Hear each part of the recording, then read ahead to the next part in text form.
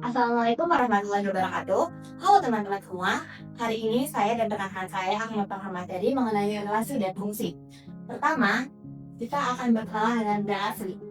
Relasi adalah hubungan yang menghubungkan antara himpunan A dan himpunan B. Contoh, di sini kita memiliki himpunan A yang beranggotakan 1, 3, 5, dan 7. Dan himpunan B yang beranggotakan 2, 3, 4, dan 9. Di sini, kita memiliki hubungan A lebih kecil dari B. Maka bisa dituliskan seperti ini.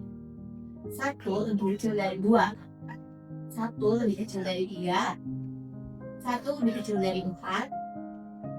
Dan 1 lebih kecil dari 9. Selanjutnya, 3 lebih kecil dari 4. 3 lebih kecil dari 9. 5 lebih kecil dari 9. Dan 7 lebih kecil dari 9. Dapat dituliskan himpunan A lebih kecil dari B menjadi seperti ini. 1,2, 1,3, 1,4, 1,9, 3,4, 3,9,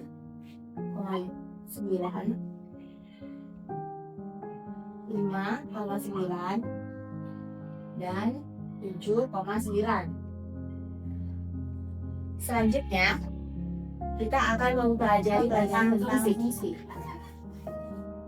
Fungsi adalah relasi khusus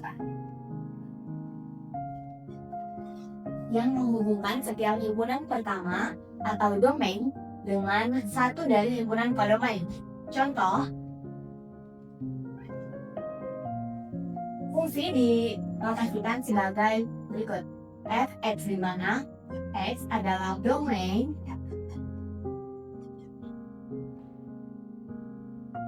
dan Fx adalah kodomain. Contoh, kita memiliki Fx sama dengan X kuadrat dengan domain F minus 2.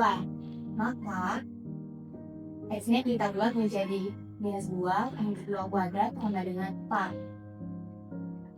Minus 1 F0 F1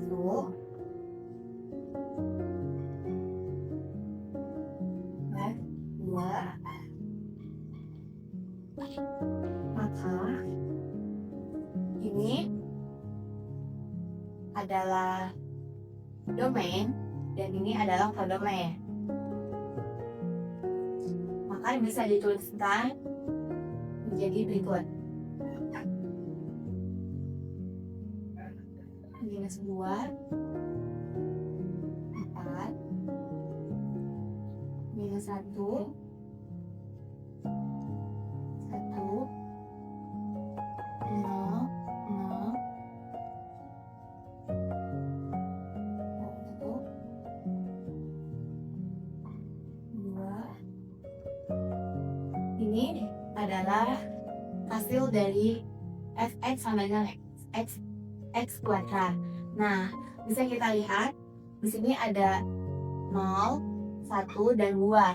Nah, ini disebut dengan range atau hasil dari domain dan kodomain.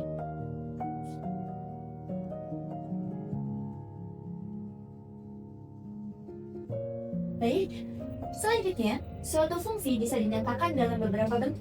Yang pertama, diagram panah. Contohnya seperti ini. Dengan catatan, diagram panah itu harus ada panahnya yang menyiripkan bahwa ini adalah diagram panah. Yang kedua, diagram kartesius. Diagram kartesius ini, titik koordinatnya sebenarnya kan X dan Y. Si A ini sebagai X atau A itu, himpunan A itu domain, dan B ini sebagai Y, titik koordinat Y atau kodomain. Jadi jangan kebalik ya guys. Selanjutnya yang ketiga yaitu himpunan pasangan berurutan. Himpunan pasangan berurutan ini adalah pasangan dari himpunan A ke himpunan B. Jadi langsung kayak gini, oke? Paham lah ya? Selanjutnya kita langsung ke soal. Diketahui himpunan G memiliki 1, 2, 7, 9, N, himpunan N 3, 5, 7, 9, 11. Hubungan dari G ke N adalah lebih kecil dari. Ditanya diagram panah. Oke, kita langsung ke diagram panah. Himpunan G itu 1, 3, 7, 9. Himpunan N 3, 5, 7, 9, 11. Jangan lupa dikasih titik.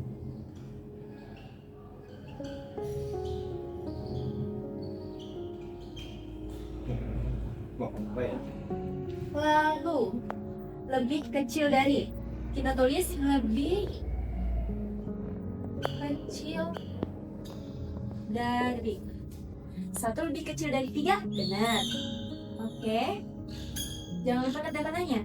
1 lebih kecil dari 5, benar. 1 lebih kecil dari 7, 1 lebih kecil dari 9, 1 lebih kecil dari 11. Oke, semuanya ya.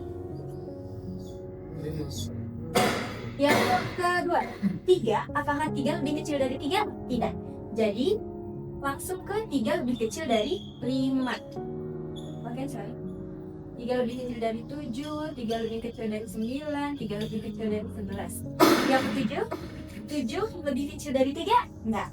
7 lebih kecil dari 5? Enggak. 7 lebih kecil dari 7? Enggak. 7 lebih kecil dari 9. Oke. 7 lebih kecil dari 11 juga. Yang 9, 9 lebih kecil dari 3, 5, 7, 9? Enggak. Jadi 9 lebih kecil dari 11. Selanjutnya, himpunan pasangan berurutan. Himpunan pasangan berurutan ini jangan lupa tanda kurung kurawal.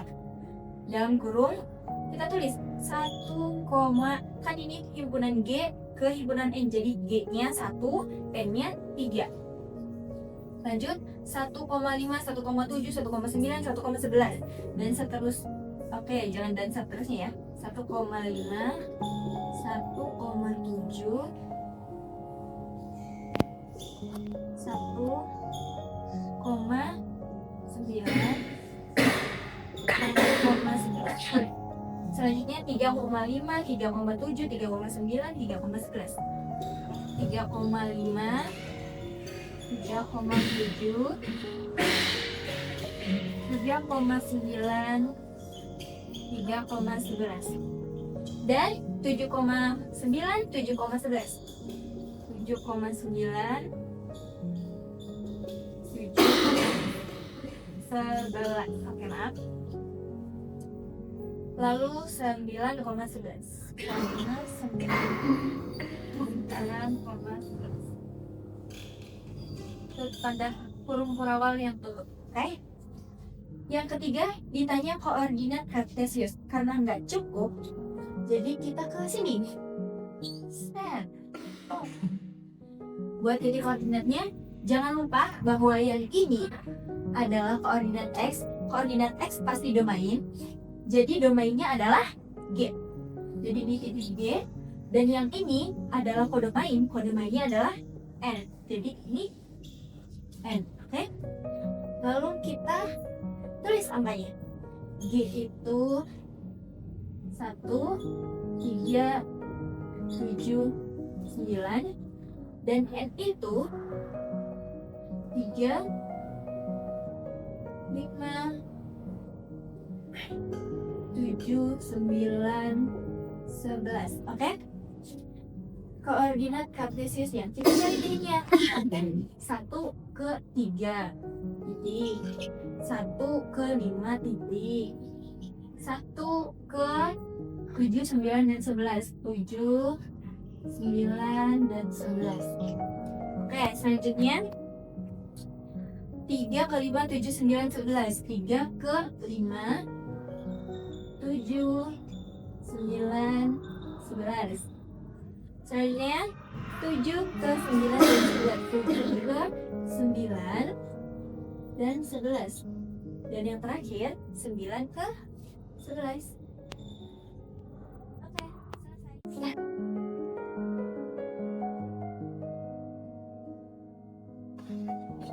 Mari kita yang kembali, relasi adalah suatu hubungan yang menghubungkan anggota-anggota dari satu himpunan ke anggota himpunan lain. Nah, dari relasi ini ternyata terdapat banyak sifat yang dapat membedakan satu relasi dengan relasi lainnya. Inilah yang disebut jenis-jenis relasi. Kali ini kita akan membahas 4 jenis relasi. Yang pertama yaitu relasi reflektif. Relasi R disebut reflektif jika setiap elemen A dalam himpunan S bercermin pada dirinya sendiri. Dengan kata lain, setiap anggota harus berrelasi dengan dirinya sendiri. Maka definisinya adalah untuk setiap A elemen dari S, maka A, A elemen dari R. Misal kita punya himpunan S 1,2. Maka relasi harus memuat 1,1 dan 2,2. Karena relasi ini terdapat 1,1 dan 2,2, maka relasi ini bersifat reflektif. Yang kedua yaitu relasi simetris. Relasi R disebut simetris jika untuk setiap pasangan A, B memiliki pasangan bolak-baliknya yaitu B, A. Atau dengan kata lain, hubungannya itu dua arah. Maka definisinya itu untuk setiap A, B elemen dari S, maka A, B elemen dari R, maka A, B elemen dari R. Misal kita punya himpunan S A, B. Sesuai definisinya, jika ada A, B maka harus ada pasangan berikutnya yaitu B, A. Maka relasi ini bersifat simetris. Yang ketiga yaitu relasi transitif. Relasi R disebut transitif jika ia membentuk rantai logis atau jembatan. Maka jika A berrelasi dengan B, dilanjutkan B ke C, maka harus ada relasi langsung dari A ke C. Maka definisinya yaitu untuk setiap A, B elemen dari S, maka kalau A, B elemen dari R dan B, C elemen dari R, maka A, C elemen dari R. Misal kita punya himpunan S jalan bulat dan relasi ini itu himpunan pasangan berurutan A, B dengan syarat A lebih kecil dari B. Kita ambil 3 bilangan bulat yaitu yang 4, 0, dan 3. Karena dapat lebih kecil dari 0, maka yang 4,0 elemen dari S. Karena 0 lebih kecil dari 3, maka 0,3 elemen dari R. Nah, dari kedua fakta tersebut, otomatis kita tahu kalau 4,3 adalah elemen dari R. Yang terakhir adalah relasi antisimetris. Sifat ini mengharuskan tidak adanya pasangan bolak-balik A, B dan B, A, di mana A tidak sama dengan B. Mari kita lihat definisinya. Untuk setiap A, B elemen dari S, maka kalau A, B elemen dari R dan B, A elemen dari R, maka A sama dengan B. Itu artinya relasi antisimetris ini memiliki sifat bahwa jika A, B dan B, A sama-sama termasuk dalam relasi, maka A harus sama dengan B. Dengan kata lain, tidak boleh dua elemen berbeda saling berrelasi dua arah. Misal, kita punya himpunan S 1,2 dan relasinya itu 1,1 dan 1,2. Karena dalam relasi ini tidak terdapat pasangan bolak-balik yaitu 2,1, maka relasi ini adalah relasi antisimetris. Lanjut kita ke soal selanjutnya. Misalkan himpunan S 1, 2, 3 dan relasinya 1,1, 2,2, 3,3, 1,2, 2,3, dan 1,3. Cek apakah R reflektif, simetris, transitif, dan antisimetris pada S. Mari kita cek satu persatu. Yang pertama yaitu reflektif. Maka reflektif harus memuat 1,1, 2,2, dan 3,3. Karena relasi ini memuat 3 pasangan tersebut, maka relasi ini reflektif. Yang kedua, simetris. Mari kita cek pasangan dalam relasi ini 1,2. Sesuai yang definisinya simetris itu harus ada pasangan bolak-baliknya gitu 2,1, karena di sini tidak terdapat 2,1 maka relasi ini tidak simetris. Yang ketiga yaitu transitif. Kita cek pasangan 1,2 dan 2,3. Maka jika ingin transitif atau ini transitif, maka harus ada relasi langsung dari 1 ke 3. Karena di dalam relasi ini terdapat 1,3, maka relasi ini bersifat transitif. Dan yang terakhir yaitu antisimetris. Karena dalam relasi ini tidak terdapat pasangan bolak-balik, maka relasi ini adalah relasi antisimetris. Oke teman-teman, selanjutnya kita akan bahas materi mengenai jenis-jenis fungsi. Nah, sebelum kita ke jenis-jenis fungsi, kita harus mengetahui dulu nih, sifat-sifat fungsi itu kayak gimana aja sih. Nah, untuk sifat-sifat fungsi sendiri itu mempunyai 3 jenis. Yang pertama itu injektif, subjektif, dan bijektif. Untuk injektif sendiri ya ini, ketika misalnya kita mempunyai himpunan A dan himpunan B, dan himpunan A ini memiliki anggota 1, 2, 3, dan 4. Sedangkan si B mempunyai anggota himpunan A, B, C, D, E. Nah, fungsi injektif itu terjadi ketika setiap kodomen memiliki masing-masing satu pasangan kodomen. Tetapi ada 1 atau 3 anggota kodomen atau anggota B yang tidak memiliki pasangannya. Nah, untuk subjektif sendiri itu merupakan kebalikan dari sifat fungsi injektif. Jadi misalkan ketika kita punya himpunan A dan himpunan B, dan C memiliki anggota 1, 2, 3, 4, dan si B mempunyai anggota himpunan A, B, sama C. Nah, setiap si domain, si A kita sebut domain, si B kita sebut kodomen. Setiap kodomen itu memiliki bisa lebih dari 1 kodomen. Misal 1 sama A, 2 sama B, 3 sama C. Nah, si sifat ini sama siapa? Sifatnya bisa sama C. Jadi, si B ini, anggota si B ini bisa mempunyai lebih dari 1 pasangan seperti si C ini yang memiliki pasangan si 3 dengan si 4. Dengan catatan tidak ada satupun kodomen yang tertinggal yang tidak memiliki pasangan kodomen. Begitu ya. Kemudian kita mempunyai sifat fungsi ini bijektif. Nah, sifat bijektif ini merupakan gabungan dari sifat fungsi injektif dan subjektif. Kenapa seperti itu? Karena si bijektif ini ketika dia mempunyai anggota himpunan A dan B, si A1, 2, 3, 4, si B, A, B, C, D. Nah, kenapa disebut bijektif? Dan bijektif ini juga bisa disebut sebagai korespondensi satu-satu karena setiap domain memiliki masing-masing 1 kodomen. Jadi setiap domain memiliki pasangannya masing-masing dan sama sekali tidak ada yang tertinggal yaitu dari si domain maupun si kodomen. Maka dari itu bisa disebut juga gabungan dari injektif dan subjektif si injektif ini tuh.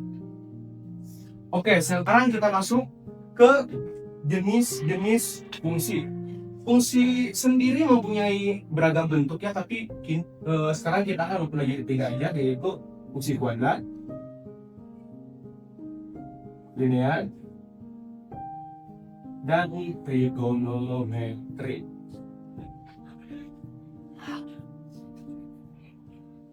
Bentuk umum dari fungsi kuadrat itu sendiri yaitu ax kuadrat ditambah bx ditambah c sebagai konstan lainnya.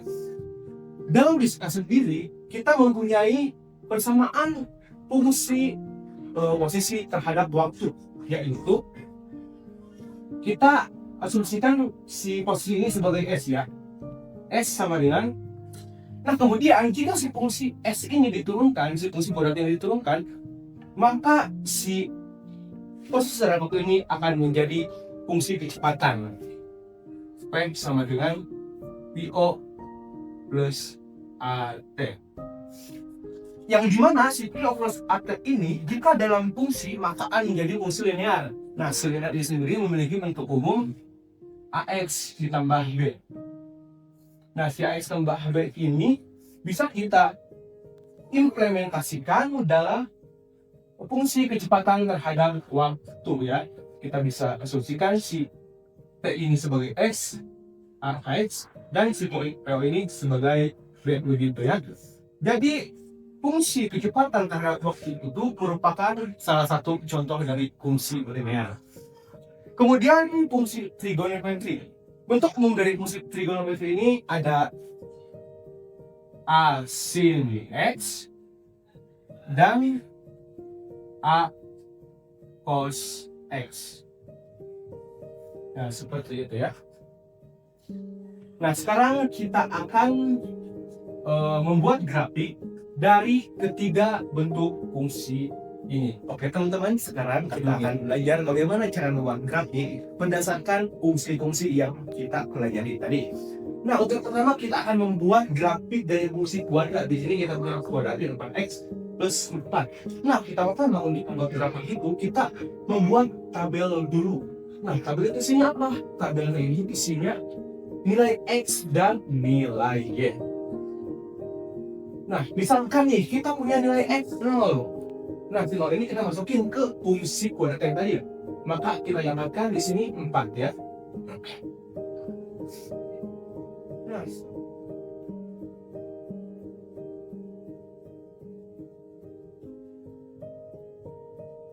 sekarang kita akan membuat grafik.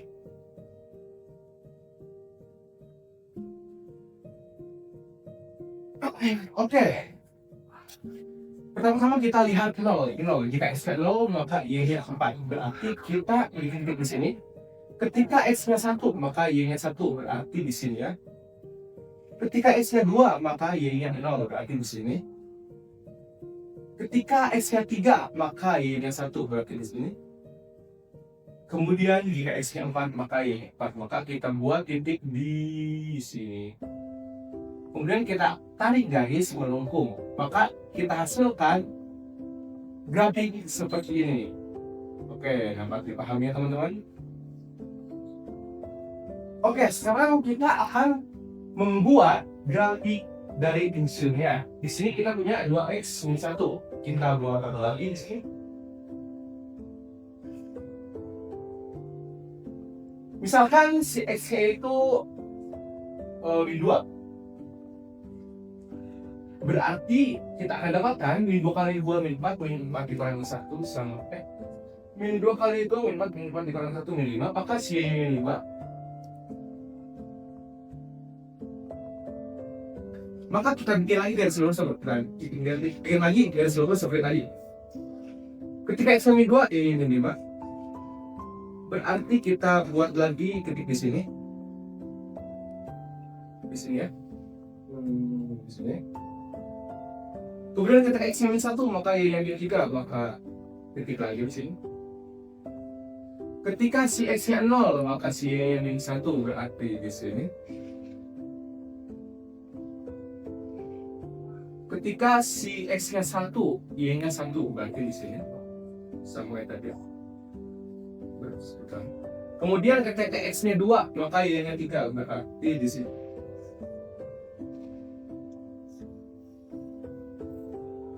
Kemudian kita tarik sebuah garis lurus dari titik-titik yang tadi kita buat. Maka akan dihasilkan grafik seperti ini. Nah, bakal perang melengkung ya, perang lurus. Nah, seperti ini ya. Nah, itu dia untuk grafik fungsi linear. Oke, mungkin segitu saja pembahasan kita pada kali ini. Semoga dapat dipahami teman-teman. Terima kasih.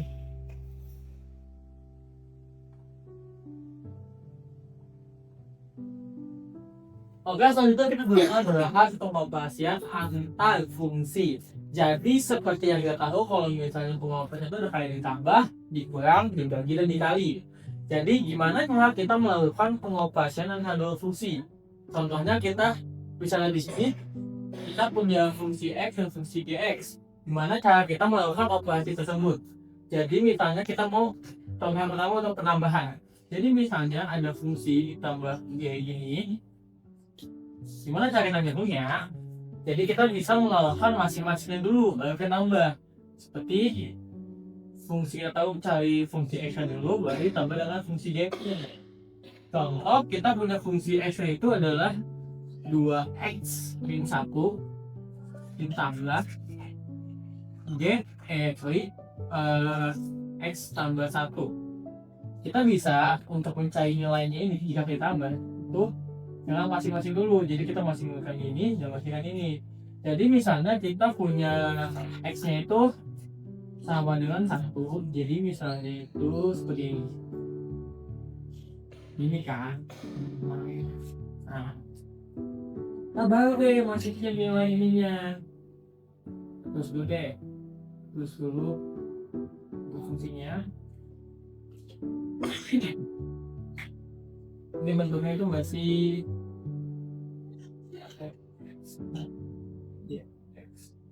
nah kalau kita masukin kita ubah x sampai 1.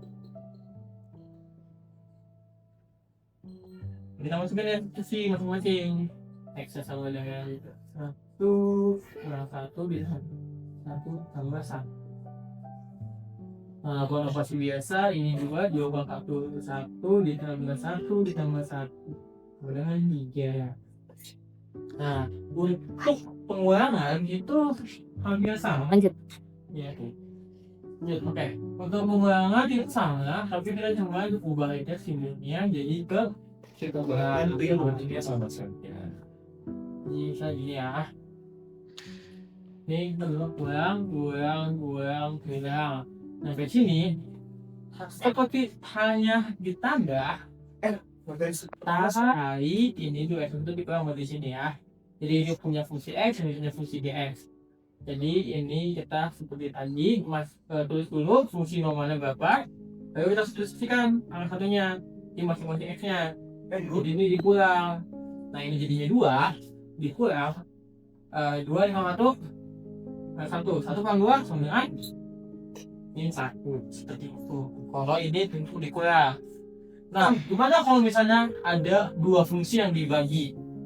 Jadi kalau misalnya ada dua fungsi yang dibagi itu seperti ini, sama sebenarnya konsepnya, tapi yang ini bakal jadi yang di atas atau pembilang, ini bakal jadi penyebut itu. Jadi misalnya kita punya fungsi ini kan, kita tulis segini. Nah tapi dengan syarat bahwa D ini tidak boleh nol. Tuh, jadi kita bisa dengan fungsinya x. X sama dengan kita punya fungsi itu 2x min 1 sama x tambah 1. Nah kita ganti misalnya x jadi 1, berarti dia ganti jadi 1 terus ini 1. Jadi sama dengan 2 kali 2 1 berarti 1 diangkatin bagi 2 begitu. Selanjutnya kita bahas kalau perkalian. Seperti yang tadi juga konsep pertama, tapi ini kali bedanya. Jadi misalnya ada ini sampai misal fungsi x dikasih fungsi y, itu kalau kayak gini dikali dengan satu dulu baru kita bisa kali hasilnya. Di ini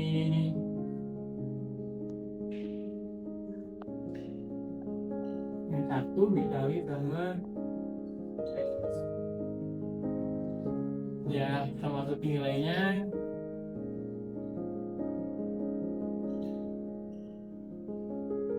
yang 1 dari dikali sama 1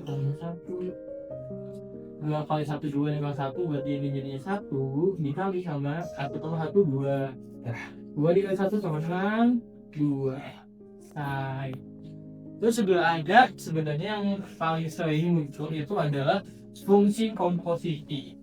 Di mana fungsi komposisi itu fungsi komposisi ketika dua fungsi dimasukkan ke dalam fungsi lainnya. Jadi misalnya notasinya itu seperti FOG. Kalau di SMA kita bisa FOG, FOG gitu ya. Jadi misalnya yang nilai G ini kita masukkan ke dalam nilai X di fungsi sebelahnya. Jadi misalnya tadi kan fungsi F itu adalah 2x min 1 dan G itu adalah X tambah 1. Jadi nilai yang ini kita masukkan ke sini. Dan sebaliknya jika bentuknya adalah G O F, berarti fungsi yang di sini kita ganti sama nilai dari F-nya. Langsung mencoba aja. Jadi misalnya ada FOG dengan kita buang itu di sini ya. Jadi dia bentuknya itu kan segini. Nah ini tuh dengan kita masukin dulu nih 2x nya dulu. Nah yang ini kita ganti ke nilai g nya. Jadi tuh baru kita bisa lakukan opasian 2 kali x 2x 2 kali 1 tambah 2 ditambah 1. Jadi ini 2x plus 1. Nah lalu kita bisa ganti nih, kita udah tahu berapa.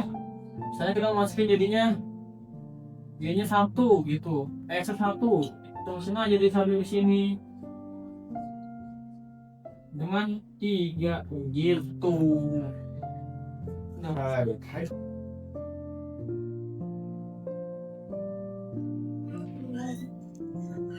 untuk selanjutnya, kita akan mencoba menggunakan relasi dan fungsi ke dalam rumus perhitungan dalam fisika.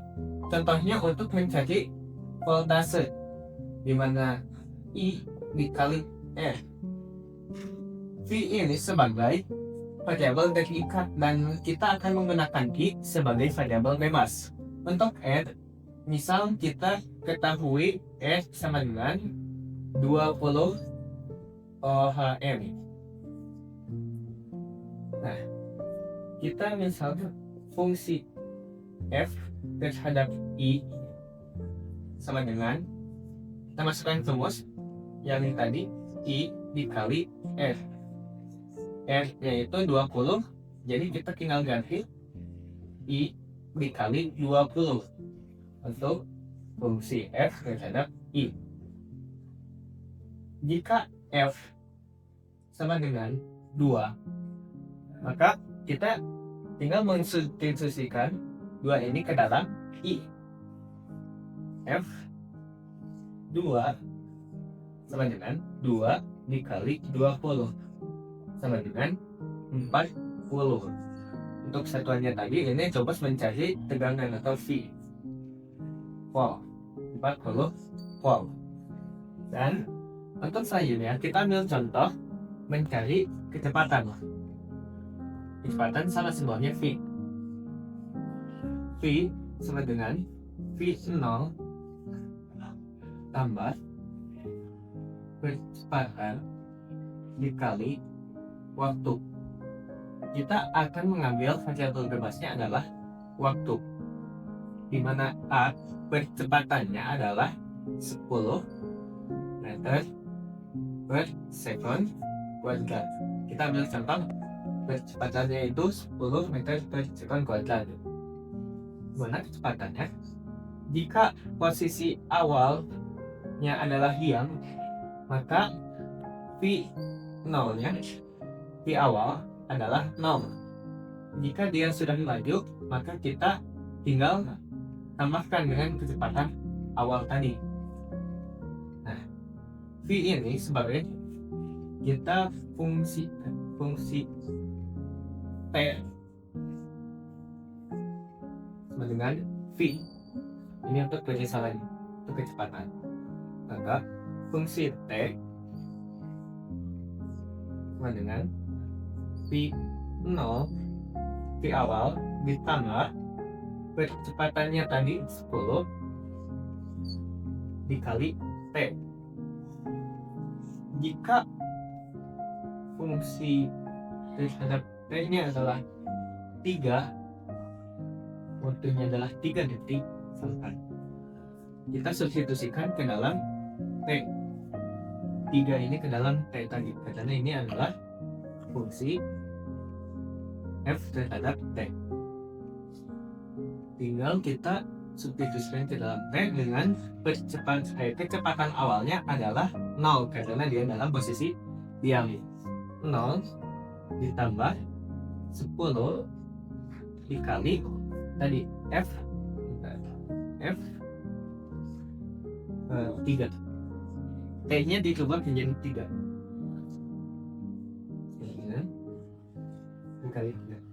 0 ditambah 10. 10 dikali 3 sama dengan 30. 0 ditambah 30 sama dengan 30 M per S. Karena ini untuk mencari kecepatan tadi. Oke, terima kasih.